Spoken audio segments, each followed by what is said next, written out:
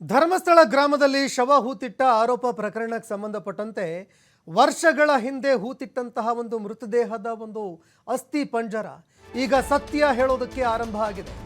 ಸತ್ಯವನ್ನ ಎಷ್ಟೇ ಒಂದು ಹೂತಿಟ್ಟು ಅದನ್ನ ಮುಚ್ಚಿಟ್ಟು ಜನರ ಕಣ್ಣಿಗೆ ಮಣ್ಣೆರಚಿದ್ರೂ ಕೂಡ ಒಂದಲ್ಲ ಒಂದು ದಿನ ಆ ಸತ್ಯ ಹೊರಗಡೆ ಬರಲೇಬೇಕು.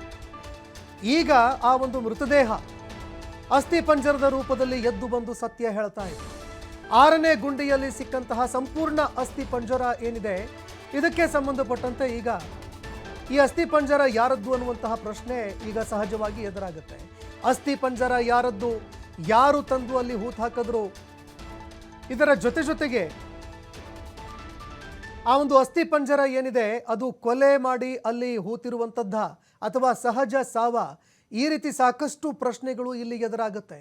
ಅರಣ್ಯ ಭೂಮಿಯಲ್ಲಿ ಮೃತದೇಹ ತಂದು ಹೂತಿದ್ದು ಯಾಕೆ ಅನ್ನುವಂತಹ ಒಂದು ಪ್ರಶ್ನೆ ಕೂಡ ಇಲ್ಲಿ ಎದುರಾಗ್ತಾ ಇದೆ. ಅಸ್ಥಿ ಪಂಜರದ ರಹಸ್ಯ ಕೆದಕೋದಕ್ಕೆ SIT ಅಧಿಕಾರಿಗಳು ಮುಂದಾಗ್ತಾ ಇದ್ದಾರೆ. ಪಾಯಿಂಟ್ ನಂಬರ್ 6ರಲ್ಲಿ ಸಿಕ್ಕಂತಹ ಕಳೇಬರ ಯಾರದ್ದು ಅಂತ ತಲಾಶ್ ಮಾಡೋದಕ್ಕೆ ಅಧಿಕಾರಿಗಳು ಮುಂದಾಗ್ತಾ ಇದ್ದಾರೆ. ಇನ್ನು ಅಸ್ಥಿ ಪಂಜರ ಸಿಕ್ಕ ಸ್ಥಳದಲ್ಲೇ ದೂರುದಾರನನ್ನ ತೀವ್ರವಾಗಿ ನಿನ್ನೆ ವಿಚಾರಣೆ ಮಾಡಲಾಗಿತ್ತು. ಎಷ್ಟು ವರ್ಷಗಳ ಹಿಂದೆ ಇಲ್ಲಿ ಹೂತಿದ್ ನೀನು, ಯಾರ ಮೃತದೇಹ ಇದು, ಎಲ್ಲಿ ಸಿಕ್ಕಿತ್ತು ಈ ಮೃತದೇಹ, ಅದರ ಜೊತೆಗೆ ಆ ಮೃತದೇಹ ಗಂಡಿನದ್ದ ಹೆಣ್ಣಿನದ್ದ, ವಯಸ್ಸೆಷ್ಟು, ಚೆಹರೆ ಪಟ್ಟಿ ಯಾವ ರೀತಿಯಾಗಿತ್ತು, ಎತ್ತರ ಎಷ್ಟು ತೂಕ ಇರಬಹುದು, ಈ ರೀತಿಯಾಗಿ ಸಾಕಷ್ಟು ಪ್ರಶ್ನೆಗಳನ್ನು ಕೇಳ್ತಾ ಇದ್ದಾರೆ.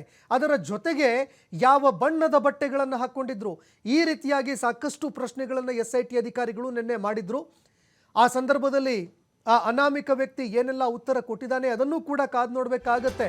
ಅದು ಬಹಳಷ್ಟು ಪ್ರಾಮುಖ್ಯತೆಯನ್ನು ಪಡೆದುಕೊಳ್ಳುತ್ತೆ.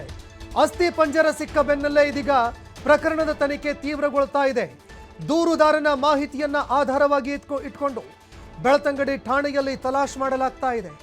ಧರ್ಮಸ್ಥಳ ಗ್ರಾಮದಲ್ಲಿ ನಡೆದಂತಹ ಅನುಮಾನಾಸ್ಪದ ಕೇಸ್ಗಳ ತಲಾಶ್ ಮಾಡಲಾಗ್ತಾ ಇದೆ. ಕೆಲವು ಅನುಮಾನಾಸ್ಪದ ಪ್ರಕರಣಗಳೇನಿತ್ತು ಅವುಗಳನ್ನ ಈಗ ತಲಾಶ್ ಮಾಡಲಾಗ್ತಾ ಇದೆ. ಎಷ್ಟು ವರ್ಷಗಳ ಹಿಂದೆ ಹೂತಿಟ್ಟಿದ್ದು, ಆ ಒಂದು ವರ್ಷದ ಸಂದರ್ಭದಲ್ಲಿ ಅಂದರೆ 20 ವರ್ಷನೋ 10 ವರ್ಷನೋ, 10 ವರ್ಷಗಳ ಹಿಂದೆ ಅನುಮಾನಾಸ್ಪದ ಪ್ರಕರಣಗಳು ಯಾವ್ಯಾವುದಿತ್ತು, ಅದರ ಒಂದು ಹೈಟು ವೇಟು, ಮತ್ತೊಂದು ಅವರ ಒಂದು ಚೆಹರೆ ಪಟ್ಟಿ ಯಾವ ರೀತಿಯಾಗಿತ್ತು, ಯಾವ ಬಟ್ಟೆಗಳನ್ನು ಹಾಕ್ಕೊಂಡಿದ್ರು ಕೊನೆ ಕ್ಷಣದಲ್ಲಿ, ಈ ರೀತಿ ಒಂದು ಮಾಹಿತಿಗಳೇನಿದೆ ಆ ಮಾಹಿತಿಗಳನ್ನು ಒಂದು ಕಡೆ ಕಲೆ ಹಾಕ್ತಾ ಇದ್ರೆ, ಮತ್ತೊಂದೆಡೆ ಇಲ್ಲಿ ಅನಾಮಿಕ ವ್ಯಕ್ತಿ ಏನಿದ್ದಾನೆ ಆತನಿಂದಲೂ ಕೂಡ ಆ ಮಾಹಿತಿಗಳನ್ನು ಕಲೆ ಹಾಕೋದಕ್ಕೆ ಅಧಿಕಾರಿಗಳು ಮುಂದಾಗ್ತಾ ಇದ್ದಾರೆ. ಬೆಳ್ತಂಗಡಿ ಠಾಣೆಯ ಎಲ್ಲ ಹಳೆ ದಾಖಲೆಗಳನ್ನು ಕೆದಕೋದಕ್ಕೆ SIT ಅಧಿಕಾರಿಗಳು ಮುಂದಾಗ್ತಾ ಇದ್ದಾರೆ. ಇನ್ನು ಅಧಿಕಾರಿಗಳನ್ನು ಕೂಡ ವಿಚಾರಣೆ ಮಾಡೋದಕ್ಕೆ ಮುಂದಾಗ್ತಾ ಇದ್ದಾರೆ. ಅಂದರೆ ಆ ಸಂದರ್ಭದಲ್ಲಿ ಯಾರು ತನಿಖಾಧಿಕಾರಿಗಳಿದ್ರು, ಆ ಒಂದು ಪ್ರಕರಣಕ್ಕೆ ಸಂಬಂಧಪಟ್ಟಂತೆ ಅವರಿಗೇನೆಲ್ಲ ಮಾಹಿತಿಗಳ ಲಭ್ಯವಾಗಿತ್ತು, ಗಮನಕ್ಕೇನಾದರೂ ಇತ್ತ, ಎದುರು ಕೂಡ ಏನು ಮಾಡಿದ್ರು, ತನಿಖೆ ಯಾವ ಒಂದು ದಿಕ್ಕಿನಲ್ಲಿ ನಡೀತು, ಈ ವಿಚಾರಕ್ಕೆ ಸಂಬಂಧಪಟ್ಟಂತೆ ಸಾಕಷ್ಟು ಪ್ರಶ್ನೆಗಳನ್ನು ಮಾಡುವಂತಹ ಸಾಧ್ಯತೆ ಇದೆ.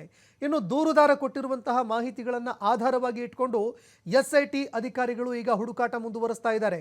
ಈವರೆಗೆ ಏನು 5ನೇ ಪಾಯಿಂಟಿನವರೆಗೆ ಏನೂ ಸಿಗಲಿಲ್ಲ ಅನ್ನುವಂತಹ ಪ್ರಶ್ನೆ ಇತ್ತು, ಎಲ್ಲದಕ್ಕೂ ಉತ್ತರ ಸಿಗ್ತಾ ಇದೆ.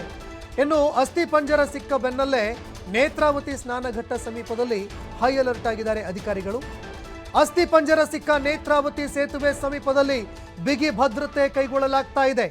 ಪಾಯಿಂಟ್ ನಂಬರ್ 7ರ ಬಳಿಕ ಎಲ್ಲ ಸಮಾಧಿಗಳು ಹೆದ್ದಾರಿ ಪಕ್ಕದಲ್ಲಿ ಇದ್ದಾವೆ.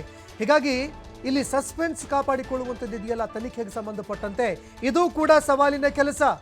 ಹೂತಿಟ್ಟವರು ಯಾರು, ಅವರಿಗೆ ಯಾವುದೇ ಮಾಹಿತಿಗಳು ಹೋಗದಂತೆ ಗೌಪ್ಯವಾಗಿ ಇಡಬೇಕು ಎಲ್ಲ ಮಾಹಿತಿಗಳನ್ನು. ಅದು ಸಾಧ್ಯವಾಗುತ್ತಾ ಇಲ್ವಾ ಅನ್ನುವಂತಹ ಪ್ರಶ್ನೆ ಕೂಡ ಇಲ್ಲಿ ಅಧಿಕಾರಿಗಳಿಗೆ ಎದುರಾಗ್ತಾ ಇದೆ. ಅದು ಕೂಡ ಇಲ್ಲಿ ಚಾಲೆಂಜ್ ಆಗ್ತಾ ಇದೆ. ಒಂದು ವೇಳೆ ಯಾರು ಹೂತಿಟ್ಟಿದ್ದಾರೆ, ಯಾರು ಈ ಒಂದು ಪ್ರಕರಣದಲ್ಲಿ ಭಾಗಿಯಾಗಿದ್ದಾರೆ ಅಂಥವರಿಗೆ ಈ ಮಾಹಿತಿಗಳು ರವಾನೆ ಆಗಬಾರ್ದು. ಅದಕ್ಕೆ ಸಂಬಂಧಪಟ್ಟಂತೆ ಈಗ ಸಸ್ಪೆನ್ಸ್ ಕಾಪಾಡಿಕೊಳ್ಳೋದಕ್ಕೆ ಅಧಿಕಾರಿಗಳು ಹರಸಾಹಸ ಪಡ್ತಾ ಇದ್ದಾರೆ. ಹೆದ್ದಾರಿ ಪಕ್ಕದಲ್ಲೇ ಪಾಯಿಂಟ್ ನಂಬರ್ 8, ಪಾಯಿಂಟ್ ನಂಬರ್ 9, 10, 11, 12, 13 ಏನಿದೆ, ಈ 13ನೇ ಪಾಯಿಂಟಿನವರೆಗೆ ಏನು ಉಳ್ಕೊಂಡಿದ್ದಾವೆ ಈ ಪಾಯಿಂಟ್ಗಳು, ಇದೆಲ್ಲವೂ ಕೂಡ ಹೆದ್ದಾರಿ ಪಕ್ಕದಲ್ಲಿರುವಂಥದ್ದು, ಜನರನ್ನು ತಡೆಯುವಂಥದ್ದು, ಇದೆಲ್ಲವೂ ಕೂಡ ಸವಾಲಿನ ಕೆಲಸ. ಇದರ ಜೊತೆಗೆ ಗೌಪ್ಯತೆಯನ್ನು ಕಾಪಾಡಿಕೊಳ್ಬೇಕಾಗುತ್ತೆ. ಇದು ತುಂಬ ಚಾಲೆಂಜಿಂಗ್ ಟಾಸ್ಕು. ಹೀಗಾಗಿ ಅಧಿಕಾರಿಗಳಿಗೆ ಒಂದೆಡೆ ಈ ಒಂದು ಗೌಪ್ಯತೆ ಕಾಪಾಡಿಕೊಳ್ಳುವಂತಹ ಚಾಲೆಂಜ್ ಇದ್ದರೆ, ಮತ್ತೊಂದೆಡೆ ಅಸ್ಥಿ ಪಂಜರಗಳು ಸಿಕ್ಕರೆ ಅದಕ್ಕೆ ಸಂಬಂಧಪಟ್ಟಂತೆ ಅದರ ಬಗ್ಗೆ ಮಾಹಿತಿಗಳನ್ನು ಕಲೆ ಹಾಕಿ ಆ ಒಂದು ಕಳೇಬರ ಯಾರದ್ದು ಅನ್ನುವಂತಹ ಒಂದು ಪ್ರಶ್ನೆಗೆ ಉತ್ತರ ಹುಡುಕುವಂತಹ ಒಂದು ಬಿಗ್ಗೆಸ್ಟ್ ಚಾಲೆಂಜ್ ಕೂಡ ಅಧಿಕಾರಿಗಳ ಎದುರಿಗಿದೆ. ಇನ್ನು ನಂಬರ್ 7ರಿಂದ ಹುಡುಕಾಟ ಇವತ್ತು ಆರಂಭ ಆಗುತ್ತೆ.